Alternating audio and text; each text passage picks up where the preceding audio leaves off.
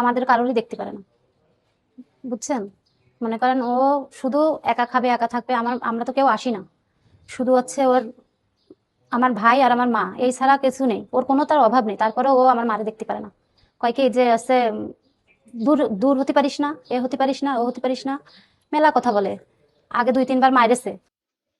যশোরে শাশুড়িকে নৃশংসভাবে জবাই করল পুত্রবধূ, ঘাতক মরিয়ম আটক। পারিবারিক কলহের জেরে যশোরের বেজপাড়ায় শাশুড়িকে নৃশংসভাবে জবাই করে হত্যার অভিযোগ উঠেছে পুত্রবধূর বিরুদ্ধে। ঘটনার মাত্র কয়েক ঘন্টার মধ্যেই ঘাতক পুত্রবধূ মারিয়ম বেগমকে আটক করেছে পুলিশ। উদ্ধার করা হয়েছে হত্যাকাণ্ডে ব্যবহৃত রক্তমাখা চাপাতি। যশোর শহরের বেজপাড়া এলাকায় নিথর হয়ে পড়ে আছে এক বৃদ্ধার মরদেহ।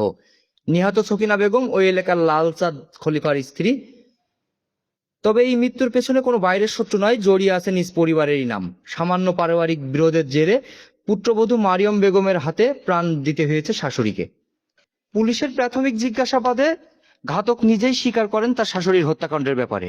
তিনি জানান, দীর্ঘদিন ধরে শাশুড়ির সাথে তার নানা বিষয়ে বিরোধ চলছিল। ঘটনার দিন শাশুড়ি বকাবকি করলে ক্ষুব্ধ হয়ে তার ঘরে থাকা চাপাতি দিয়েই তাকে জবাই করেন তিনি। এরপর প্রমাণ লোকাতে লাশ বস্তাবন্দি করে বাইরে ফেলে দেন এবং রক্তমাখা চাপাতি ঘরের ওয়ার্ড্রবে লুকিয়ে রাখেন। বুধবার দুপুরে পুলিশ সুপারের কার্যালয়ে অনুষ্ঠিত প্রেস ব্রিফিংয়ে অতিরিক্ত পুলিশ সুপার আবুল বাশার জানান, অভিযুক্তের দেয়া তথ্য অনুযায়ী ঘর থেকে হত্যাকাণ্ডে ব্যবহৃত চাপাতি উদ্ধার করা হয়েছে। এই ঘটনায় মামলা দায়ের সহ আইনানুগ ব্যবস্থা গ্রহণের প্রক্রিয়া চলছে। তুচ্ছ ঘটনার ক্রোধ কিভাবে একটি সাজানো সংসার বিষিয়ে তুলতে পারে, যশোরের এই হত্যাকাণ্ড তারই এক নিষ্ঠুর দৃষ্টান্ত। শোকাতুর পরিবার এখন শুধু চায় ঘাতকের দৃষ্টান্তমূলক শাস্তি।